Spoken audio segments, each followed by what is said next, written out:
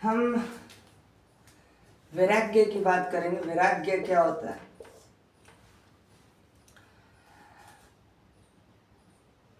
वैराग्य का मतलब होता है, वैराग्य की तरफ जाने का मतलब होता है, अब जो गंदगी थी वो मुझे बिल्कुल अच्छी नहीं लगती,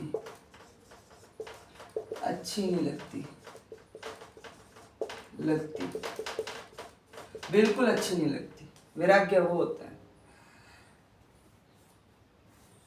अगर तुम्हें कचरा सोने की प्लेट में रख कर दे दें तो भी तुम नहीं लोगे, क्योंकि हम सत्य की तरफ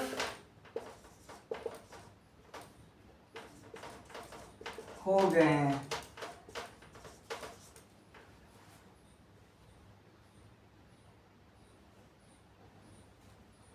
सत्य की तरफ हो गए हैं और हम जान गए हैं कि ये प्लेट में कचरा है। ये जान गए हैं, वेरी इंपॉर्टेंट, जान गए हैं कि इस प्लेट में कचरा है। अब जो जिंदगी में अगर बहुत गंदगी है, कचरा है, अनपढ़ लोग रहते हैं जहाँ पे, वहाँ पे रहना ही नहीं है, तो हम जान गए ना कि वहाँ पे कचरा है। हम वहाँ पे रहेंगे जो सच्चाई की तरफ जा रहे होंगे, जो अपनी कमियों को हटा रहे होंगे। हम उनकी संगति करेंगे जो सच्चाई की तरफ हमें लेके जाए, हमारी कमियों को हटाए। हम उसकी संगति क्यों करेंगे जो हमारी कमियों को और बढ़ाए, हमें और अनपढ़ बनाए। कचरा जो है, जब तक आदमी पढ़े लिखेगा नहीं, समझदार नहीं बनेगा, जानेगा नहीं किसी चीज़ को, अपने आप को नहीं जानेगा, बाहर की नॉलेज नहीं लेगा, तो अनपढ़ ही रहेगा। भले उसने कितनी भी नौकरियां पा ली हो, भले वो रट के नौकरियां पा ली, भले कितना ही पैसा कमा लिया हो, कुछ भी कर लिया हो, अगर वो आदमी अपने आप को नहीं जान पा रहा है या संसारी नॉलेज को नहीं जान पा रहा है, तो वो आदमी अनपढ़ है, कचरा है, बस सीधी सी बात है। और जो आदमी अपने आप को जान पा रहा है, संसारी नॉलेज ले पा रहा है, वो है राम के भक्त, सच्चाई की तरफ जाने वाले, वो सब हैं। ठीक है, तो ये चीज अपने को पता होनी चाहिए। ओके, कचरा कौन है? जो जानते नहीं है, जिसके पास अहंकार बहुत ज्यादा है, जिसको जानने के लिए कुछ नहीं करना है, अपने आप को जानना नहीं है, वो है कचरा, सीधी सी बात है।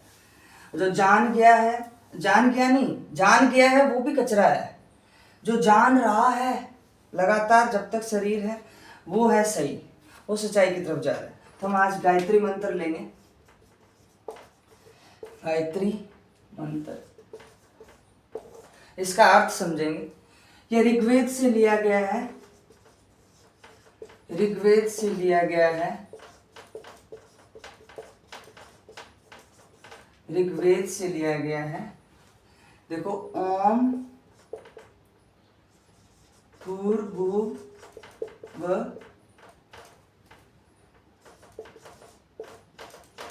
स्वः तत्सवितुर्वरेण्यं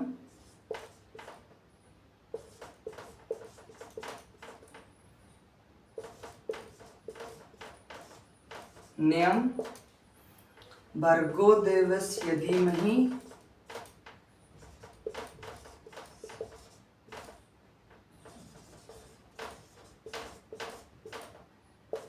धियो यो न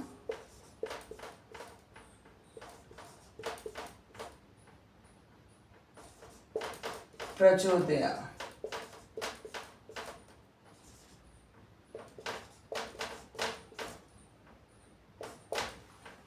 ये इसका अर्थ समझें।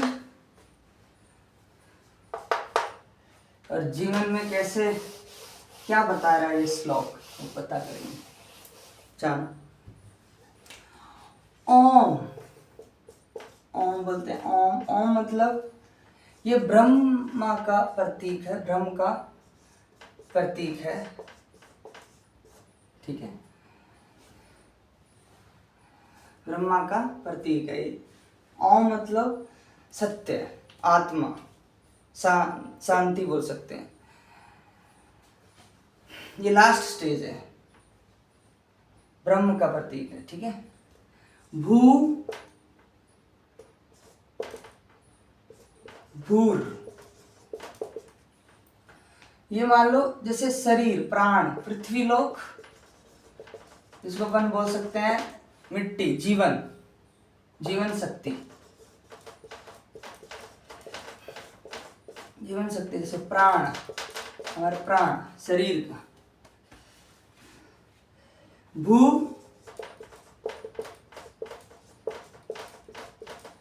ठीक है, इसका मतलब है दुखों का नाश करने वाला, मानसिक लोग, मतलब ये चुनाव। अगर तुम चुनाव करोगे कि मेरे दुख हटने चाहिए, मेरी जिंदगी में बहुत सारे दुख हैं, मैं इसको हटाना चाहता हूँ, ये मैंने चुनाव किया है, तो ये है, उसका अर्थ ये है, दुखों का नाश करने वाला। मतलब मैं चुनाव करूँगा तभी तो मैं अपने दुखों का नाश कर सकता हूँ। अगर मैं चुनाव ही नहीं करूँ कि मुझे दुख हटाना है, तो मैं अपने दुखों का नाश कैसे कर सकता हूँ? कभी नहीं कर सकता। मैंने चुनाव किया कि मेरे को दुख बढ़ाना है, तो मेरे दुखों का नाश कभी हो ही नहीं सकता। अगर मैंने चुनाव नहीं किया कि मेरे को दुख हटाना है, तो मेरे दुखों का नाश हो ही नहीं सकता। और अगर मैंने चुनाव किया है कि मेरे अंदर बहुत सारे दुख हैं और उनको मुझे हटाना है, तो नाश हो सकता है दुखों का। दुखों का नाश करने वाला मानसिक लोक,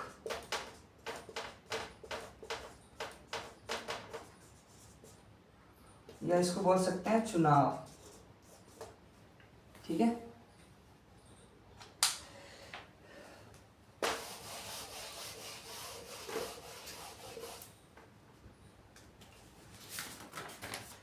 स्वर,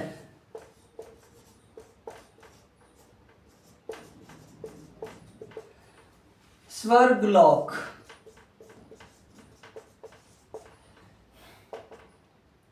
इसको बोलते हैं आत्मिक चेतना। अब इसका मतलब क्या है? आत्मिक चेतना कब होगी? जब वो चेतना ये स्वीकार करेगी कि मुझे सत्य की तरफ जाना है, जब अहंकार ये स्वीकार करेगा कि मुझे सत्य से प्रेम है, तब मेरी चेतना आत्मिक होने लगेगी, ठीक है। तो स्वर्गलोक मतलब क्या है? स्वर्गलोक का मतलब ये है कि मैं अपनी कमियां हटा रहा हूँ, अपनी कमियों को जानकर अपनी कमियां हटा रहा हूँ। मेरा अहंकार जो है वो बहुत ही ज़्यादा अहंकारी है, उसको पहचान कर, उसको जानकर मैं अपनी कमियां हटा रहा हूँ, ताकि मैं सच्चाई की तरफ जा सकूं। और मेरी कमियां कम हो रही है, दुख कम हो रहे हैं, डर कम हो रहा है, जिससे इसी को बोलते हैं स्वर्गलोक। और कोई स्वर्गलोक नहीं होता कि ऊपर कोई स्वर्गलोक कहीं हो रहा है, कहीं नहीं है, कुछ नहीं है। मैं अपनी कमियां हटा रहा हूँ, मेरा अहंकार जो है सच्चाई की तरफ जा रहा है। ओके, मेरा अहंकार का प्रेम सत्य की तरफ है, इसी को बोलते हैं आत्मिक चेतना या स्वर्गलोक, ठीक है। यही है बस। तत्, वह मतलब वो जो आत्मा, मतलब जिसमें जब आपका अहंकार का प्रेम सत्य की तरफ हो जाए, अहंकार का प्रेम सत्य की तरफ है, इसी को बोलते हैं आत्मिक चेतना या फिर परम सत्ता, ठीक है, परम सत्ता, ठीक है। अब देखो, सवितुर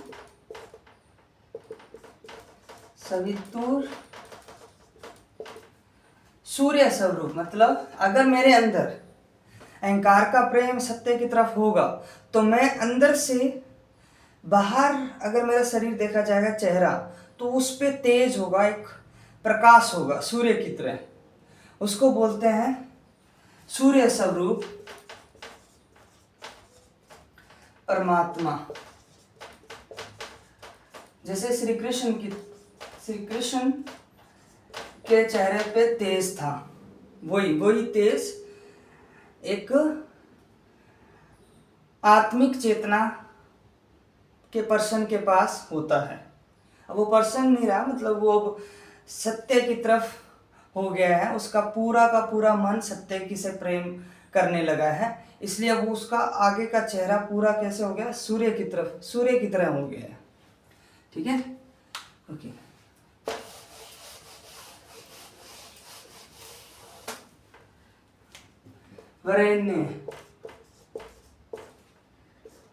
वरेण्यम,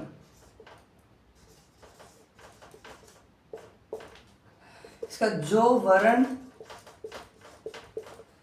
करने योग्य,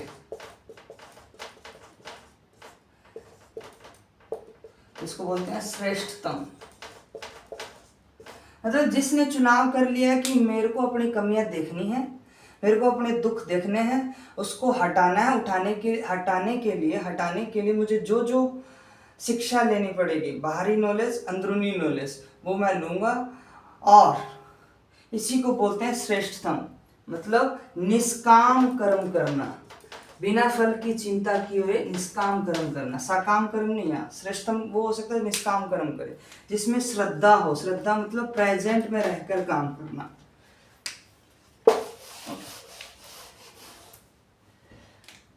भर्गो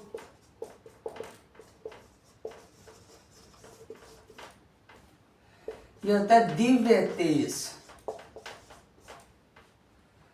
दिव्य तेज, वही मेरे अंदर अगर कमियां हट रही है तो मेरे चेहरे पे तेज दिखेगा, उसको बोलते हैं दिव्य तेज। पापों का नाश, पापों का नाश का मतलब है अहंकार को हटाते चले जाना। जैसे अहंकार को हटाते चले जाओ, डर, दुख, ये सब, ईर्ष्या, जलन अपने अंदर की जानते हुए, तो ये जो है आंखों पे तेज बढ़ता जाएगा, एक दिव्य तेज आता जाएगा चेहरे पे।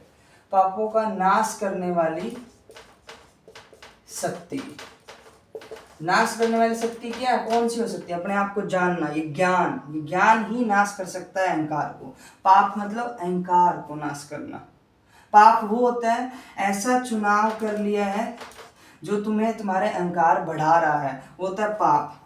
और पुण्य क्या होता है, ऐसा चुनाव कर लिया जिससे तुम्हारा अहंकार घट रहा है, वो है पुण्य। ऐसा काम कर रहे हो जिससे तुम्हारा और अहंकार बढ़ रहा है, वो होता है पाप। ऐसा काम कर रहे हो जिससे तुम्हारा और ज्यादा अहंकार घट रहा है, वो हो गया पुण्य। पाप पुण्य को नहीं, रोटी दे दी तो पुण्य हो गया, रोटी नहीं दी तो पाप हो गया, ऐसा कुछ नहीं है।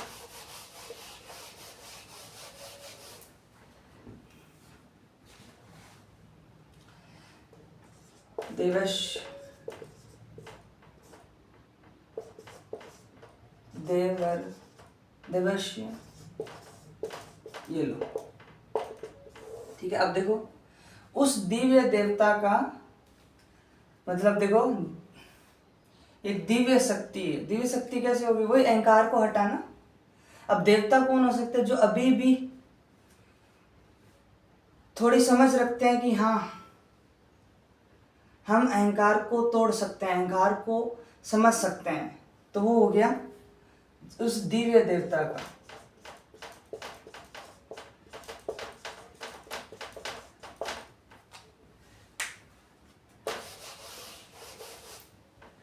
अब होता है धीमहि,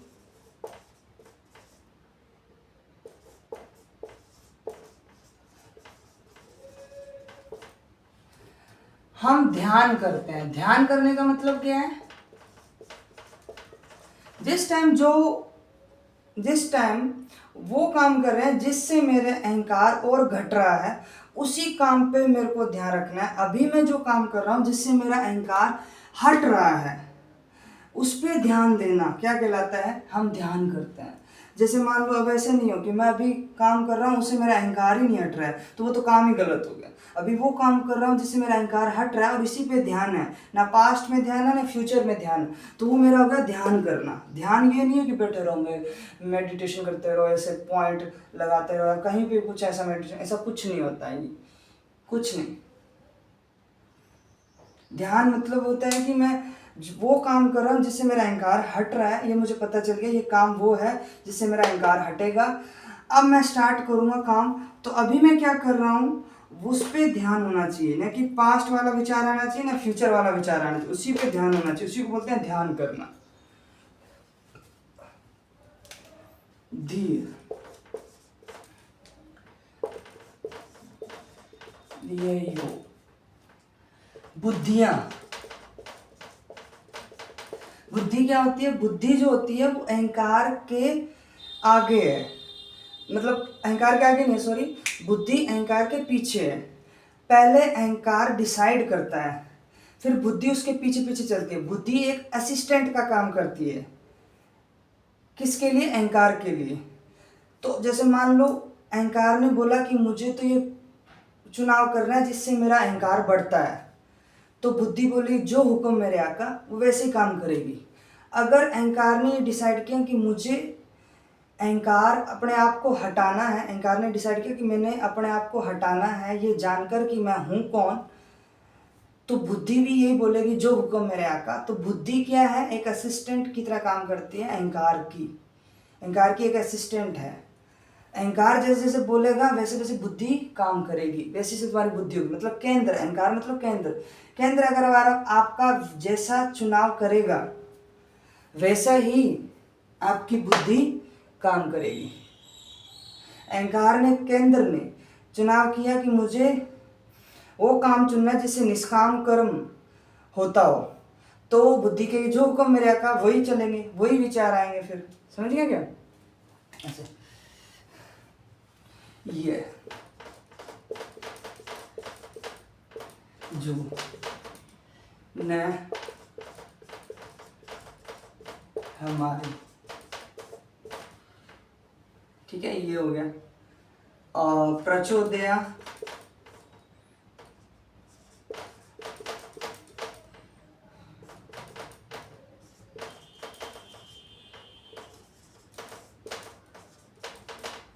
प्रेरित करना, मार्गदर्शन करे।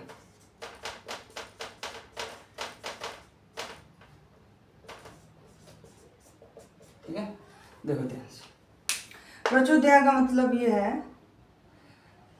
कि जैसे मान लो कि मैं, अब मेरी कमियां हट रही है, इसमें ऐसा नहीं होगा कि मैं मेरी कमियां ही हटाऊंगा, ये ऑटोमेटिकली होगा, तुम्हें सोचना ही नहीं पड़ेगा।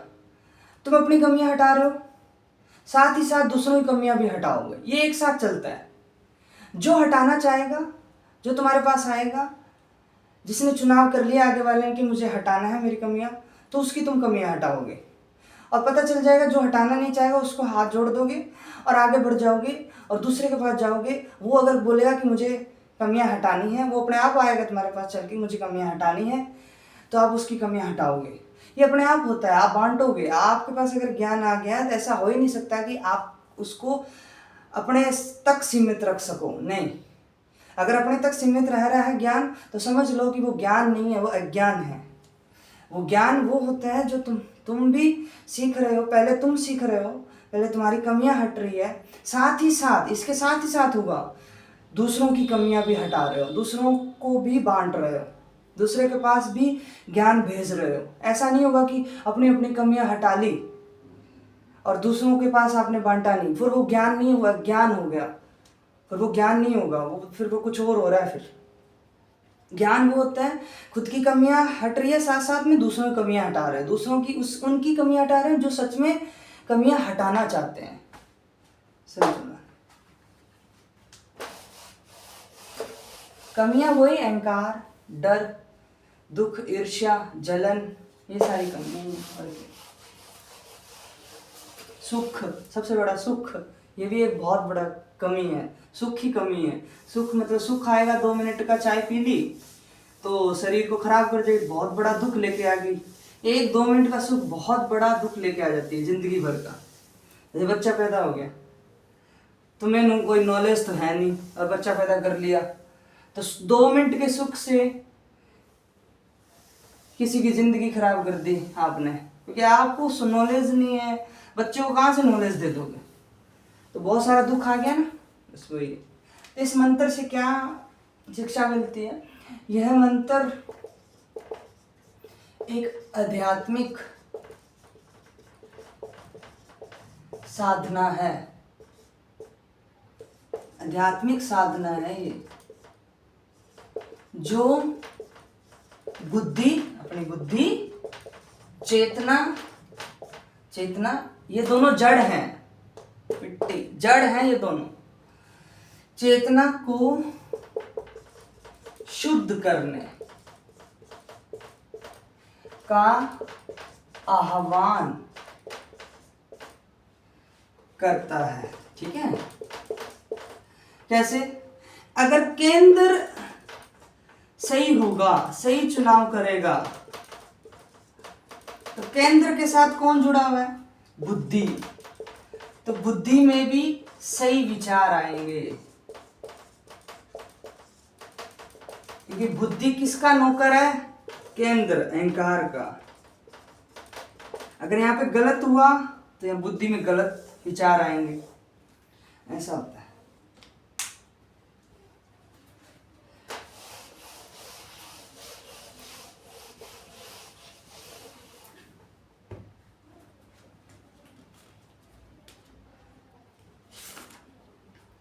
गायत्री मंत्र क्या है? गायत्री मंत्र एक आध्यात्मिक प्रकाश स्तंभ है, जो साधक, साधक मतलब सीखने वाला, साधक मतलब सीखने वाला, संसारी मतलब नया सीखने वाला ऐसे होता है, ये मैं लिख दिया। साधक को ज्ञान से ज्ञान की ओर ले जाना। इस मंत्र को अगर अच्छे से समझोगे, जानोगे, तो अज्ञान से ज्ञान की ओर जाओगे, अशांति से शांति की ओर, और